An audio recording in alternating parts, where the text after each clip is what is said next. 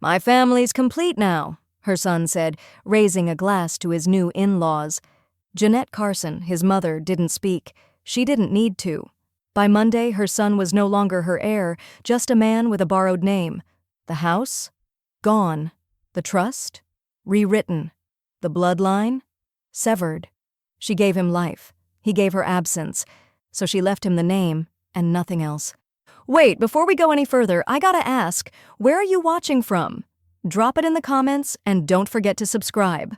The sun was just beginning to dip behind the trees when Jeanette Carson stepped onto the manicured lawn behind her son's new house. She wore her usual linen blouse, the one she always reached for when an occasion called for effort but not indulgence. The air smelled like grilled chicken and fresh mulch, and the music, some forgettable playlist of indie folk covers, was playing just a little too loud to talk over. It was meant to seem casual, she realized, but every detail had been curated to death. Clusters of guests mingled around bistro tables, dressed in white linen and eucalyptus centerpieces. A woman she didn't recognize handed her a plastic flute of sparkling cider and offered a neutral smile before turning her attention back to the group she came with.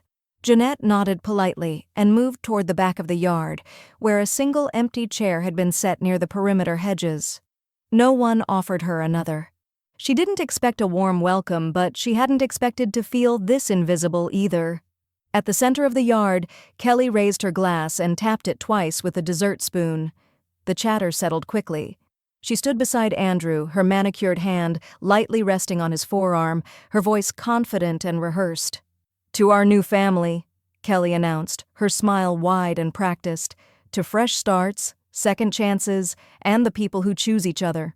We are finally complete." A smattering of applause followed, some guests offering actual cheers, while others nodded and smiled as if they understood exactly what this toast was meant to erase. Jeanette didn't clap. She sat with her hands folded over her purse and watched Kelly's parents being ushered toward the grill, where Andrew, her Andrew, greeted them with a warm hug and a private joke. Someone handed Kelly's father a spatula as if to crown him the patriarch. Jeanette received no such gestures. She got a distant nod from a neighbor she vaguely remembered, and a quick, almost embarrassed wave from one of Kelly's stepchildren. Even Gabe, her grandson, barely acknowledged her. He stood awkwardly near the cooler, scrolling on his phone, making a point not to look in her direction. His hair was longer than she remembered. He looked thinner. Or maybe it was just that he looked farther away than he'd ever been, despite standing only a few yards off. She took a sip of her cider. It tasted like sweetness pretending to be celebration. Later, as most of the guests moved inside for cake and coffee, Andrew approached her by the fence line, where string lights cast long shadows across the grass. His shirt sleeves were rolled up, and his expression was the kind she'd seen him wear during tense parent-teacher conferences in middle school, calculated calm with a veneer of charm. "Mom," he said, glancing over his shoulder before speaking more quietly, "I just want you to understand something." She said nothing, letting him choose his words carefully. "They're my family now. Kelly, the kids. This is what I've been working toward. You should understand that. I think, deep down, you do." Jeanette looked at him for a long moment. There was no anger in her face, just a kind of distant clarity.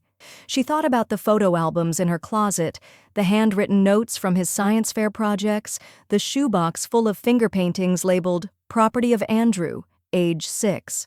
She thought about how legacy wasn't a word he used anymore, how he had replaced it with things like progress and fresh start and modern. Finally, she nodded once. "You're right," she said quietly. "I understand." He smiled, relieved, and turned to rejoin the others. She didn't follow. Instead, she walked back to her car without saying goodbye to anyone. No one stopped her. No one noticed. From the driver's seat, she could still hear laughter carrying over the hedges. She reached into her purse and pulled out a small envelope she had brought with her, meant for Andrew, meant for a moment that never arrived. It contained a handwritten list of names, dates, and land deeds. Carson Legacy Materials from 1861 to present, her final effort to make him care. She tore it in half, then again, and again. When she pulled onto the main road, headlights glowing against the rising mist, she didn't feel angry. She felt emptied. But even that, she realized, could be useful. Emptiness made space for decisions, and this time she would make one that lasted longer than any toast. The next morning, Jeanette woke earlier than usual, though there had been no alarm. The silence in her house wasn't heavy, it was disciplined. She moved through it like someone trained by decades of small routines, slippers on before the cold floor touched skin, blinds opened halfway to let in the light but not the heat, kettle set to boil before a word was spoken aloud. By 7:30, she had carried the large navy binder down from the top shelf in her study. It was heavier than she remembered, not just with paper, but with the weight of history pressed into its spine. She set it carefully on the dining room table, the same table where Andrew had once spilled grape juice during Thanksgiving and cried harder over the tablecloth than the scolding that followed. She undid the brass clasp and opened the cover. The first page held the Carson name in looping calligraphy, her husband's hand neat and careful. Beneath it, a family crest they had designed together, borrowing symbols from archived documents and Civil War records, a gold star for military service, a book for education, a wheat stalk for the land. She turned the pages slowly, her fingertips tracing each entry. There were photographs from the early 1900s, grainy and sepia-toned, each labeled in block print. Property records for the original acreage in Buncombe County, land that had been parceled and repurposed and lost, until her husband had bought back 2 acres and rebuilt the house from original plans. There were faded birth certificates, church rosters, folded letters from wars past, and an envelope containing the bronze medals he had received for service in Vietnam. Jeanette paused at those, remembering the quiet pride in his eyes the day he had finally agreed to frame them. Page by page, she documented the lineage. Carsons who had taught, farmed, fought, served, stayed. It wasn't a history of triumph, but it was one of endurance, a name that had been held with care. And now her son had tossed it into a toast like confetti. A name you inherit means nothing, she thought, until you've earned it.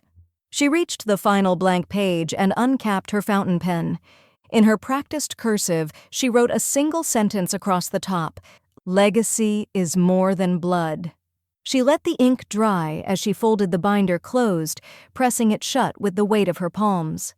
An hour later, she stepped into the worn office of Walt Simmons, whose name still occupied the same brass placard it had for the last 40 years. The walls were lined with military certificates and old diplomas. A flag from his Navy days hung proudly beside the window. Walt rose from behind the desk, tall and broad and tired-looking. "Jeanette," he said warmly, "this early in the morning I'm guessing this isn't a social call." She shook his hand. "It's time to make changes." They sat together, the coffee between them going cold as she walked him through her intent, slowly, precisely, as if she were reciting lesson plans she'd memorized. "I want to restructure my estate," she said, placing a document on his desk. "I want the trust to reflect a legacy, not an obligation." Walt adjusted his glasses and glanced over the pages. "Everything's still under Andrew, last we talked." "Not for long," she replied. Her voice was calm, but not casual. "I've been disappointed before. This wasn't that. This was erasure. He didn't just forget me, Walt. He replaced me." Walt leaned back in his chair, folding his hands over his stomach. "This kind of change, you sure it won't stir trouble?" She met his gaze evenly. "Trouble's already stirring. I'm just naming it." He gave a slow nod, the kind that comes from years of watching families fall apart over less. "All right," he said finally, "let's draw up a new version." Jeanette reached into her bag and handed him a folder containing revised instructions. "I want the house put into a trust, ownership under my maiden name, and Andrew removed from all future claims. Except for one thing." Walt raised an eyebrow. "And what's that?" "The name," she said. "He can keep calling himself a Carson. That's all he'll get." As Walt began typing, the clack of keys filled the room, methodical and final. Outside, the sun was higher now, casting slanted light through the blinds. Jeanette glanced at the rays dancing across the floor and thought about how quickly the morning had turned from reflection to resolve. She'd spent decades preserving the Carson name. Now, for the first time, she was choosing where it would and wouldn't go next. Jeanette sat at the breakfast table 3 days later, reading through the finalized draft of the trust with her glasses balanced low on her nose. Outside, the sycamore leaves scraped softly against the window pane. August wind, dry and unbothered. She barely noticed. Her focus was on the print in front of her, her red pen in hand, moving slowly, deliberately. Every word mattered now. Words became law. Law became boundary. And boundaries, she'd come to understand, were the only form of love some people respected. She circled a clause near the middle of page 5 and underlined 2 names, Andrew Carson and Gabe Carson. Then she picked up her pen and drew a single line through Andrew's. Gone. Walt had sent the draft over that morning with a brief note. Let me know if you're sure. She was. She made one small adjustment, just one. Beneath the provisions for the house, she added a conditional clause. Gabe Carson may be included as a beneficiary, contingent on demonstrable and ongoing contact with Jeanette Carson at the time of inheritance execution. A simple phrase, soft language, but it was a test of roots. Not blood, not obligation, presence. When she finished the edits, she scanned the entire packet back to Walt's office, then picked up the phone. You'll have the notarized originals by end of week, she said as soon as he answered. But I want one detail clarified. I'm listening, he replied. I want the trust title amended to reflect my maiden name, Ainsley, not Carson. There was a pause, just a beat too long. Then Walt spoke. You're sure about that? It severs the public tie to the Carson name? That's a pretty loud message. Jeanette tapped her finger once on the table.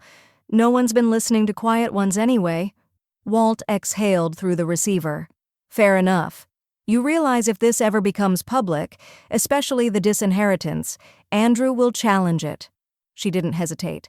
That's why it won't go public until it's already done. I'm not staging a fight, Walt. I'm ending one. There was respect in his silence this time. He knew her well enough to understand that when she used words like ending, she meant them in the permanent sense. That afternoon, Ruby came by with a basket of yellow squash and a bag of mail she'd picked up while Jeanette had been at the attorney's.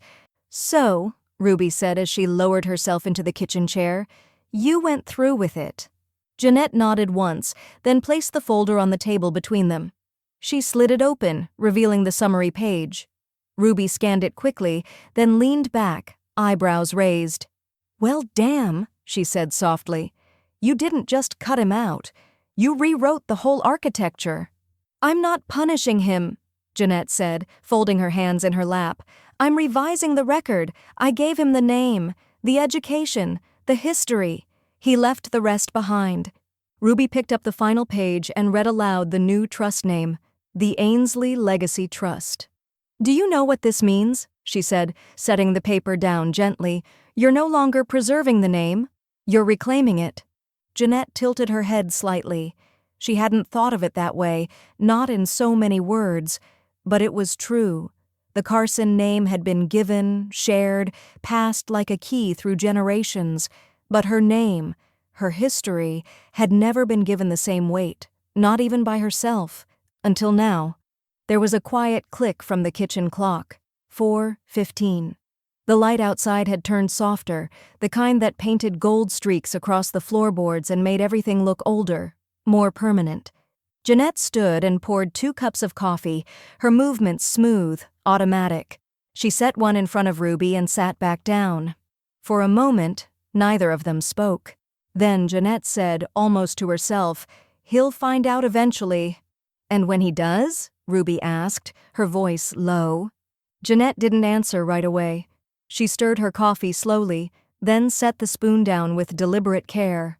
When he does, she said quietly, he'll know the door didn't close on its own. I shut it. Thanksgiving morning arrived with the kind of cold that didn't announce itself. It just settled in, a quiet, creeping chill that stiffened Jeanette's fingers as she pulled the curtains open. Outside, the bare branches of the maples swayed in a gray wind, their limbs sharp and reaching. The sky held that heavy, pearled stillness unique to southern mountain towns in late November. Her kitchen smelled faintly of cinnamon from the sachet she'd tucked near the oven, but the oven itself remained cold. She had not set a timer. There was no roast in the fridge, no dough thawing on the counter. The silence in the house was not hostile, but it wasn't comforting either. It was the sound of tradition interrupted. She poured herself a cup of coffee, reheated from yesterday's pot, and sat down at the kitchen table with her laptop. The screen lit up slowly. Notifications had gathered in the corner like leaves in a gutter, Facebook tags, group text alerts, family updates she hadn't been part of in years. With a sigh, she clicked through. Kelly had posted early, of course. Her phone probably set to draft captions days ahead. The first image was a long table set for 10, all neutral tones and gold chargers, place cards in handwritten script. "Our first real Thanksgiving together," the caption read, dotted with emojis. "So grateful for this new chapter. Family as a choice." The second photo caught her attention. It was Gabe, seated near the end of the table, a soft cranberry glow from the centerpiece casting his face in shadow. His eyes weren't looking at the camera. They weren't looking anywhere, really. His shoulders were hunched forward slightly, and his hands were folded in his lap. In a room full of people smiling at a camera, he looked like he was bracing for something. Jeanette stared at the photo longer than she meant to. She closed the laptop and stood. The kitchen clock ticked behind her, noon. She reached into the freezer and pulled out a single-serve turkey dinner, the kind she used to keep around for emergencies or sick days. She peeled the plastic back just enough to vent and placed it in the microwave. The hum filled the silence.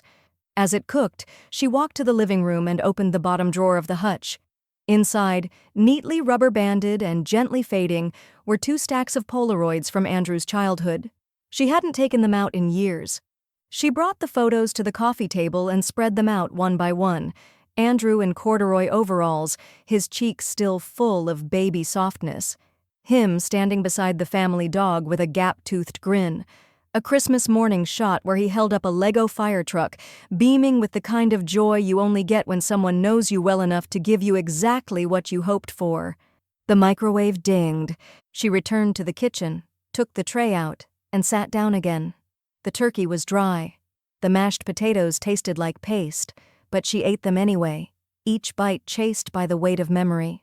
At 1:20, the doorbell rang. Ruby stepped inside without waiting, her coat still dusted with wind, and her arms full of cranberry scones in a crinkled bakery bag. "I brought reinforcements," she said, kicking the door closed behind her. "And don't give me that face. You knew I was coming." Jeanette managed the ghost of a smile. "How'd you know I'd need rescuing?" "You always do when you pretend not to." They sat at the table, the plastic tray pushed aside, and split a scone between them. Ruby talked first, light chatter about a neighbor's runaway cat and a local church that had burned the pies during their food drive, but eventually, her tone settled. "So," she said, leaning forward slightly, "what do they have that matters? Besides a Pinterest table and 2 hours of small talk?" Jeanette didn't answer right away. She glanced down at a Polaroid still resting beside her plate. Andrew at age 7, his hand clutching a small American flag during the town's Veterans Day parade. "They've got a picture," she said finally. "I've got the people behind it." Ruby nodded. "That's the difference. You've got history. You've got service. You've got grit." Jeanette took a breath, then spoke slowly. "He gave them the table," she said. "But I kept the roots." The room fell still with the truth of it. Outside, the wind picked up, scattering the last of the leaves against the porch. Jeanette reached for her phone and pulled up Gabe's photo again. His eyes still haunted her, unfocused, distant, like he was holding something in he didn't yet know how to name. She tapped the screen, zoomed in, then stared a moment longer, and in that still frame something inside her shifted, subtle but irreversible. The envelope sat on the edge of Jeanette's writing desk, thick with implication. She had addressed it by hand, carefully, the way she used to label Andrew's lunch bags in grade school. Block letters, clean lines, no flourish. The return address was hers, but she didn't sign her name. Some messages didn't need authorship, just clarity. Inside, she'd enclosed one page, a photocopy of the updated inheritance clause, the paragraph highlighted in soft orange. Andrew Carson, removed as beneficiary in all categories except surname usage. Below it, a handwritten note on a yellow sticky square. The name is free, the money isn't. She didn't seal the envelope immediately. Instead, she let it sit there beside her cup of cold tea, as if its presence alone would make the silence feel more decisive. Outside, the afternoon sun was thin and winter white, slanting through the blinds in quiet slivers. It was Ruby who nudged her forward. "If you're going to send it," she'd said the night before, "don't just throw the first stone. Make sure you're the one holding the ground." So Jeanette sealed it. 2 days later, the call came. Mid-morning. Blocked number. The kind you answer out of instinct, more than intent. His voice was already raised. "What the hell is this?" Andrew said without introduction. "A joke?" Jeanette didn't flinch. She was still seated in the armchair near the front window, one leg tucked under her as she balanced a pen against the edge of her crossword book. The call had interrupted her, but not unsettled her. "No joke," she said plainly. "Legal notice." "You're punishing me for moving on," he snapped. "That's what this is, isn't it?" She exhaled slowly through her nose. Not a sigh, not frustration, just quiet restraint. "You didn't move on, Andrew," she said. "You replaced me, then pretended you didn't." There was a beat of silence, but it wasn't self-reflection. It was recoil. "You always made everything about you. This is why I had to set boundaries. This is toxic." She didn't respond to that. She wouldn't. The last time she'd tried to explain grief to someone who was still mid-victory lap, she'd left feeling small. This time, she stayed still. "You made your choice," she said after a pause. "I'm simply formalizing mine." He hung up. No goodbye. 20 minutes later, her phone buzzed again, this time with a text from Kelly. "It's sad how some people cling to bitterness instead of evolving. Wishing you peace this holiday season." Jeanette stared at the message for a moment, then pressed her thumb to the screen. Block. Then Andrew's number. Block. The silence that followed was not hollow. It was clean and cleansing. She didn't mention it to Ruby that afternoon when she dropped by with fresh rolls and a tin of spice cookies. They sat on the porch instead, bundled in scarves, sipping tea as the light dimmed behind the Blue Ridge peaks. Jeanette didn't need to share the details. Ruby would see it in her posture, lighter, straighter. But that night, something happened. She was cleaning up in the kitchen when she heard the buzz of her landline, a sound so rare these days it startled her. She wiped her hands on a towel and answered on the third ring. "Hi, Grandma." Her heart paused mid-beat. Gabe's voice was deeper now, scratchier around the edges, but she would have known it anywhere. "Hi," she said, carefully steady. "I didn't expect—" "I know," he said quickly. I saw your comment, on the photo." She remembered now. After Ruby had gone home, she'd opened her laptop, stared again at the photo of Gabe looking down at his plate. On impulse, she had left a small, private comment. "I still have the train set. The one you used to build tunnels under the table, in case you ever want it back. No emojis, no guilt, just a quiet breadcrumb." "I remember that set," Gabe said now. "The tunnels were the best part." Jeanette sat slowly in the kitchen chair. Her throat was dry. She didn't want to push too hard. "I've kept a lot of the old pictures," she said gently. "Some stories come with them, if you're curious." There was a long pause on the other end. Then, "I think I am." And in that moment she understood something she hadn't allowed herself to before. Not all inheritances were legal or financial.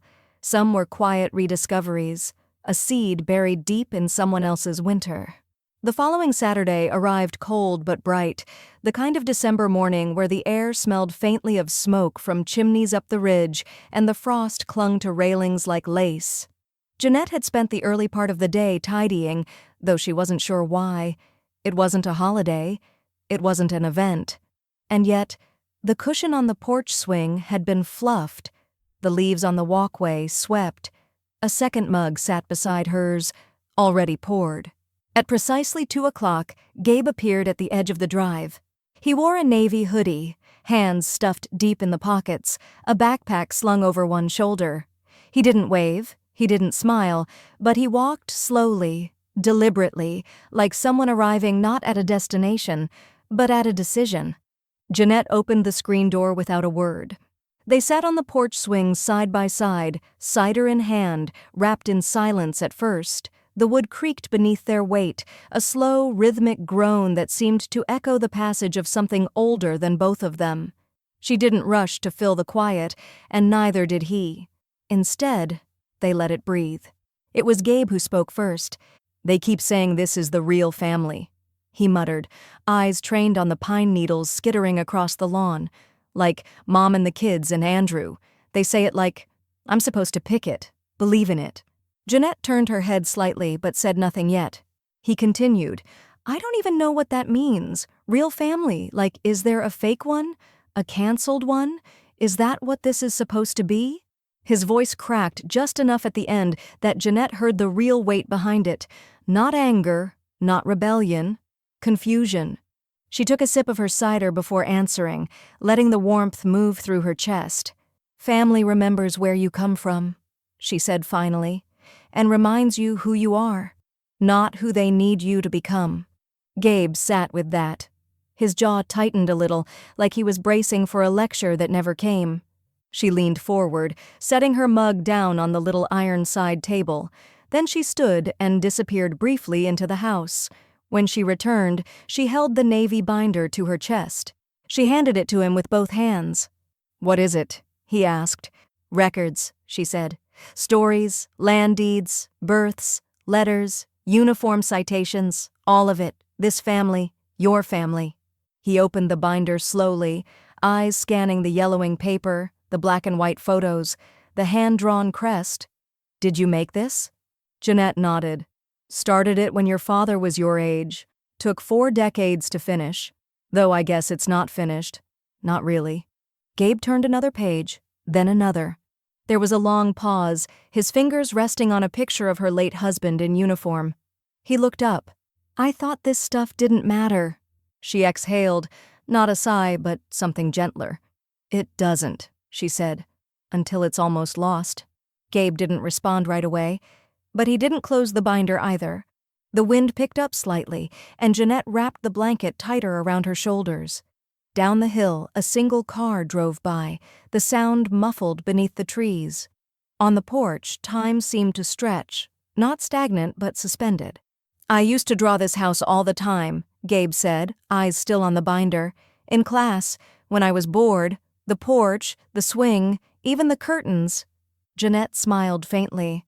"You remembered more than you thought." He looked at her then, not a glance but a look, direct and steady. "Can I come back?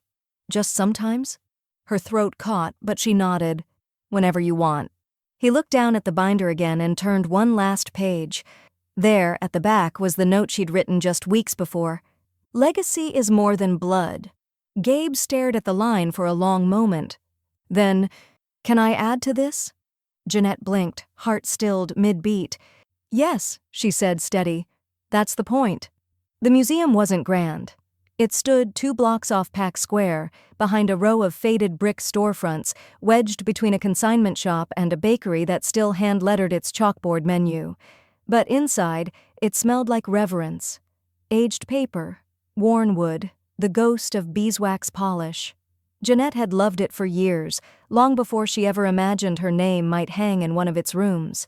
Now, the binder sat behind glass, spine upright and pages splayed open beneath a beam of soft museum lighting. A pair of cotton gloves rested nearby, encouragement for visitors to engage gently. The exhibit walls were modest, just 2 in a quiet alcove, but they carried weight. Photographs were enlarged, maps framed, citations mounted beside short typed vignettes. There was no fanfare, just facts, service dates, land transfers, acts of stewardship too small to ever make headlines and too steady to ignore. Above the display, etched in metal letters no taller than her thumb, the plaque read, "The Carsons of Asheville, a family of quiet service." Jeanette stood off to the side during the private opening, just staff, a few board members, and Ruby, who'd insisted on coming even though it was a Tuesday morning and she had a standing bridge game. Gabe hadn't come. Not because he didn't want to, but because she hadn't asked. Not yet. Some things needed to grow quietly. "I don't know whether to hug you or throttle you," Ruby whispered, looping her arm through Jeanette's as they stood in front of the display. Jeanette allowed herself a small smile. "Why not both?" "You just gave them everything," Ruby said, eyes scanning the walls. "Everything except the one who left you out." Jeanette nodded once, slow and deliberate. "Exactly." The local reporter arrived half an hour later, a young woman named Margot with a notepad, a pressed coat, and eyes that moved like they saw everything twice. She asked good questions, took careful notes, and when Jeanette hesitated, she gave space. "Why now?" Margot asked near the end of the interview, her voice soft. "Why make this public after keeping it private so long?" Jeanette sipped her coffee, watching dust swirl in the window light. "Because legacy isn't passed," she said. "It's earned, and it's claimed, before someone else overwrites it." The profile ran 2 days later in the Asheville Citizen-Times under the headline, "Preserving Quiet Power, One Woman's Mission to Honor Her Family's Roots." There was no mention of Andrew, no mention of estrangement, just her husband, the land, the years. It took less than 12 hours for Kelly to find it. The first sign was the call from Ruby. "She's fuming," Ruby said, practically breathless from laughter. "Posted a whole Instagram story about family myths and glorifying the past. You made her combust without lifting a finger." Jeanette didn't respond, but a faint curve touched her mouth. It wasn't satisfaction exactly, it was release. Like watching something float away that you'd carried too long. By the next morning, the text from Andrew arrived. "You made us look like outsiders." She read it once, then again, and found it strange how hollow it felt. No rage, no shame, just the quiet sting of recognition. "Us," he'd said, "not you and me, not your family." A fracture formalized in one small sentence. She didn't reply. Instead, she printed the article and folded it neatly into a file marked Future Access. Gabe. If he ever asked, she wanted him to know. This was the moment the public story caught up to the private one. The moment she chose to stop asking for space and started taking it. Later that evening, she returned to the museum alone. The exhibit room was empty, save for the hum of the HVAC and the muted echo of her own footsteps. She stood in front of the display again, gaze lingering on the photo of her husband in uniform, one hand resting casually on the roofline of their rebuilt home. Then, almost without thinking, she pulled a folded sheet from her purse. It was Gabe's first sketch, a pencil drawing of the house, split down the center, roots tangled into one half, the other all scaffolding. She tucked it into the binder's final sleeve, behind the legacy documents and before the signature page. Not just the past, now a future too. The gymnasium had been transformed for the evening. Student art lined the walls. Clipped onto panels draped in navy felt, the air thick with the scent of glue sticks, acrylic paint, and cookies from the PTA bake table. Jeanette stood near the entrance, coat folded over her arm, clutching a printed event program in one hand and a guest badge in the other. Gabe had texted her the night before. "Art exhibit tomorrow, 6 o'clock, if you want to come." Then a second message, sent exactly 2 minutes later, "You don't have to." That second text had told her everything. Now she scanned the room slowly, letting her presence be quiet, intentional. She wasn't there to prove anything. She was there because he had made space. A woman with a clipboard approached and extended a hand. "You're Gabe Carson's grandmother, correct?" Jeanette nodded. "We're seating guests of featured artists over here," the woman said, gesturing to a front row section of folding chairs marked with blue ribbon. "And when we introduce him, we'd like to acknowledge you as part of his family legacy. He told us you were a descendant of one of Asheville's founding families." Jeanette blinked. "Did he really?" The woman smiled. "He said you'd be modest." Jeanette's breath caught as she nodded again, following the woman to her seat. Her name, handwritten on a folded tent card, sat beside Gabe's art teacher. As she settled in, she noticed several parents glancing at her name, whispering as they made the connection. Carson. The museum article was still circulating, clipped and shared across town like something precious found again. The room dimmed as the presentations began. Students stood beside their work, each taking turns to explain their pieces, what they meant, how they came to be, who had influenced them. Jeanette listened closely, watching Gabe from across the room. He stood near the far wall, his drawing covered with a black sheet of poster board. When his name was called, he stepped forward slowly, fingers curled into his sleeves. "My piece is called Both Halves," he began. "It's about home, and how sometimes you only see what's above ground, but what's holding it up matters more." He reached back and removed the cover. The charcoal drawing was bold and raw, familiar in structure, but heavier now with shading, with detail. A split house again, like the sketch he'd given her weeks before. Roots burrowed into one side, scaffolding and disconnected boards framed the other. This version had more texture. A set of stairs at the base led nowhere. A light flickered only on the rooted side. "I was told this year that family is about who shows up for you," he said, voice steadier now. "But I think it's also about who remembers you, especially when you forget yourself." There was a pause. A ripple of stillness moved through the crowd. "And I think some stories deserve to be told before they disappear." He stepped back, and the room applauded. Not polite clapping, but something deeper, the kind that honored both the work and the truth it carried. Jeanette stayed seated, her hands folded in her lap, heart pounding. She didn't need to move. Gabe's words had already brought her forward. And that was when Andrew walked in, late, as usual, coat still on, Kelly at his side. They froze near the door, taking in the crowd, the display, and then finally, Jeanette, seated in the front row, surrounded by faculty, a museum mention printed in the program, and her grandson's art hanging on the wall. Kelly leaned in, low but unmistakable. "She's manipulating him."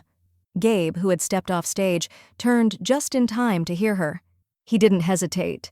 "She's the only one not asking me to pick a side," he said. His voice wasn't raised, but it didn't need to be. Andrew's jaw shifted. He glanced between Jeanette and Gabe, as if trying to measure something intangible that had slipped beyond his reach. Jeanette didn't move, didn't speak. She let the silence speak for her. The email arrived on a Tuesday morning, nestled between an auto insurance renewal notice and a spam message about discounted cremation services. Walt forwarded it to Jeanette with a single-line preface. He finally got curious. She opened the attachment slowly, sipping her coffee, her eyes scanning the message from a Raleigh-based estate attorney representing Andrew Carson. It was written in that delicately neutral tone legal professionals use when they're feeling out landmines. "This is a courtesy inquiry regarding potential adjustments to real property title based on informal expectations of inheritance and family division. My client hopes to clarify what may be available preemptively in the interest of avoiding confusion or discomfort later."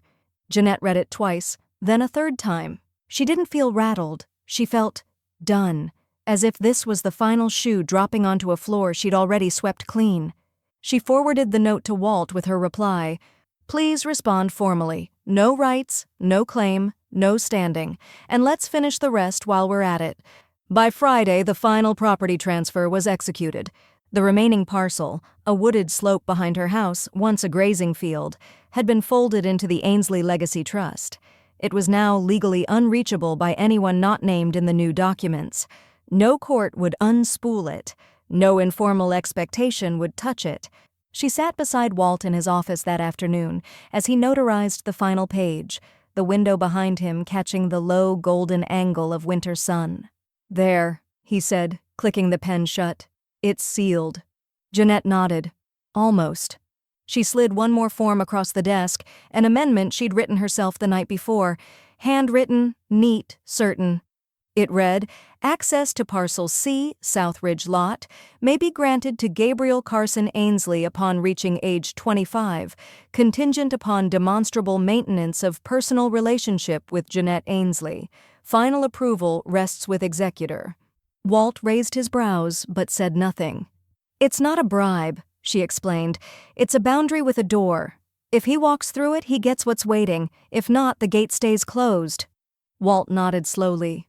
"You didn't burn a bridge," he said. "You built a gate with a key." Outside, the wind had picked up. Tree branches scraped against the window in steady rhythm. That evening, Ruby came by with lentil stew and a bottle of Zinfandel she insisted had been waiting for a purpose. "I saw Kelly's latest post," she said as she poured the wine into mismatched glasses, one of those beige background quote things. "Parents can be crueler than strangers. No attribution, just vibes."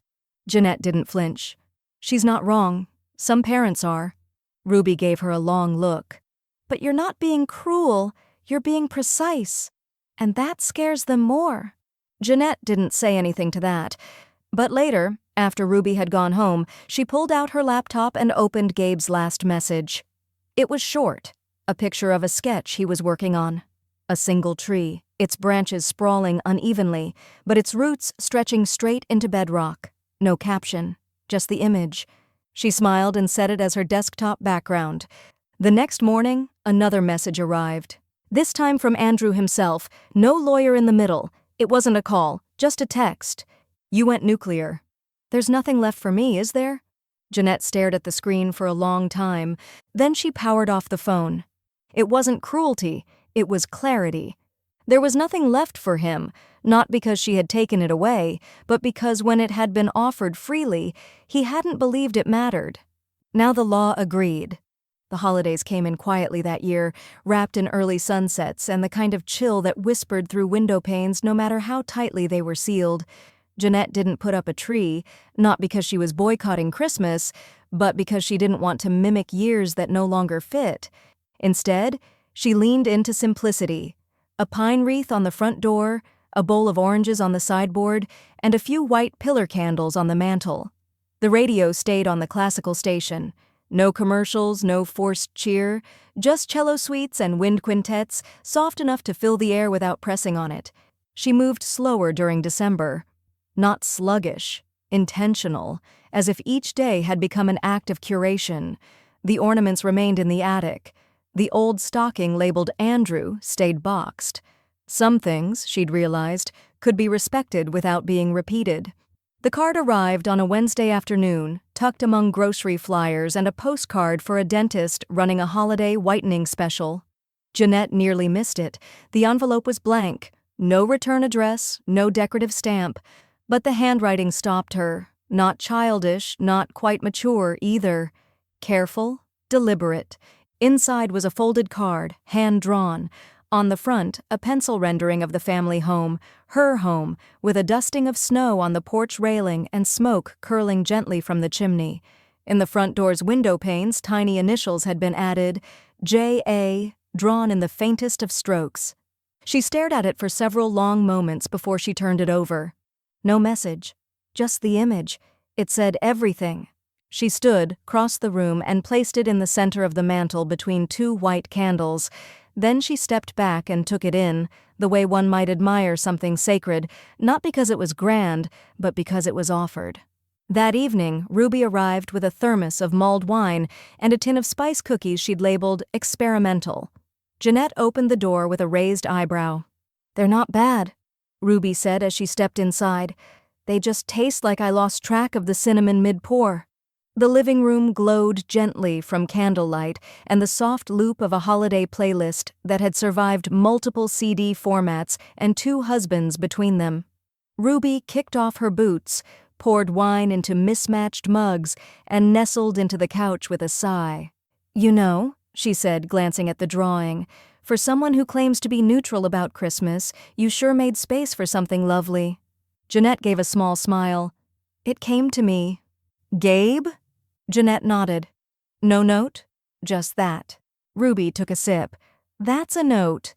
The music shifted to a soft instrumental version of O Come, Emmanuel, and neither woman spoke for a while. The kind of quiet that only exists between people who know where the grief has already been swept. Later that night, after Ruby had gone and the candles had burned down a quarter-inch, Jeanette's phone buzzed with a new message.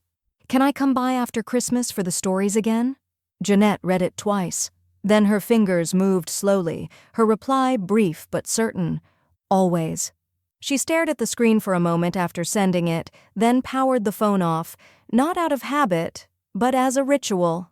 Some things were finished for the day, some just beginning. She stood and turned off the music. The living room, wrapped in stillness, no longer felt empty. Across the mantel, Gabe's drawing watched over the room. Simple lines, steady hands, no signature. But she didn't need one. She knew exactly who had sent it. The invitation came folded inside a thick ivory envelope, hand-delivered by courier 2 days after New Year's. No text, no email, just a short printed card with raised ink. Dinner at our place, just us. Let's reset. Andrew and Kelly. Jeanette set it on the sideboard beside her keys and let it sit there for 2 full days. She didn't touch it, didn't reread it, didn't even tell Ruby about it. The words, just us, were what had stopped her. They weren't a gesture, they were a trap. So when she finally replied, by phone, brief and formal, she added a small condition. "I'll come," she said, "but I'm bringing a guest." Andrew hesitated on the other end. "Kelly's making pot roast." "Walt prefers beef to be negotiated over," she replied. "You'll remember that." The table was set too neatly, polished silver, wine glasses at each place, a table runner that matched the candles too exactly. Kelly answered the door wearing a cashmere turtleneck and the kind of smile people put on when they've already decided how the night should go. Jeanette stepped inside with Walt by her side. He wore a tweed jacket and a lawyer's posture, warm enough to be polite, but not enough to suggest comfort. Andrew greeted them at the dining room threshold. "Glad you came," he said, his voice reaching a little too hard for casual. "Let's sit." They did. The food was fine. The wine was better. The conversation, thin. It wasn't until the second bite of salad that Andrew leaned forward, elbows on the table, hands clasped in front of him. "Look," he said, "I know things got complicated." Walt glanced at Jeanette but said nothing. "I think we can still fix this," Andrew continued. "It's not too late." Jeanette set down her fork. "That would require you to admit you broke it." Andrew's expression twitched. "I didn't break anything, it's just... life shifted. I didn't expect you to take it all so... personally." Kelly made a soft sound in her throat, the kind meant to signal agreement without words. Walt took a slow sip of water. Jeanette didn't blink. "You rewrote your life like it started the day you remarried, like we were a footnote, and then you were shocked that the rest of the book closed." Andrew frowned. "That's not fair. I never stopped being your son." Jeanette tilted her head. "You just stopped behaving like one." A pause stretched across the table like spilled wine. Kelly reached for her glass but didn't lift it. Andrew tried again. "I didn't bring you here to argue." "You brought me here to feel better about what you're not going to change," Jeanette said, her voice even. "But this isn't a confession. It's a rerun." She pushed her chair back gently. The legs didn't scrape. Walt followed suit, slowly rising. "Leaving already?" Kelly asked, blinking fast. Jeanette didn't answer her. She looked at Andrew, the way you look at a person you've memorized and can now unsee. "I came," she said softly. "That was the last thing you were owed." Outside, the night had turned sharp. The wind cut through Jeanette's coat as she and Walt stepped off the porch, neither speaking as they reached the car. The engine started with a quiet hum. It wasn't until they reached the first stoplight that Walt finally said, "You handled that better than I would've." Jeanette looked straight ahead, her hands calm on the steering wheel. "That's why you're not his mother." The wind that cut across Asheville that morning was sharp and bright, the kind that turned breath into ribbons and made bronze glint like fire under the sun.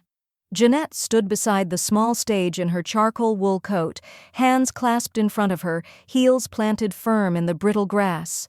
A modest crowd had gathered on the lawn outside the museum, board members, local officials, preservationists, and a scattering of community faces who remembered her from the classroom, from PTA meetings, from years of quiet service. Beside her stood Gabe. He wore a navy pea coat that was slightly too big, a gift from Ruby passed down through a network of women who'd kept other people's sons warm for decades. His hands were shoved deep in his pockets, but he didn't fidget. He stood with her, not behind, not off to the side, beside. A staff member tapped the microphone. Thank you all for joining us today as we honor Jeanette Ainsley Carson, whose tireless work in historical preservation has ensured that the story of this town, its real story, won't be lost to convenience or revision. There were a few nods, a few murmurs of approval. A camera clicked. Someone handed Jeanette a folded program, and she tucked it into her coat pocket without looking. The museum director gestured toward the cloth-covered pedestal behind them. And now, we unveil the marker that will stand permanently outside our legacy archive. Gabe stepped forward with her, fingers curling around the edge of the tarp. Together, they pulled it free. The bronze plaque caught the light and held it. The engraving was simple, clean, in honor of Jeanette Ainsley Carson. She preserved what others tried to forget.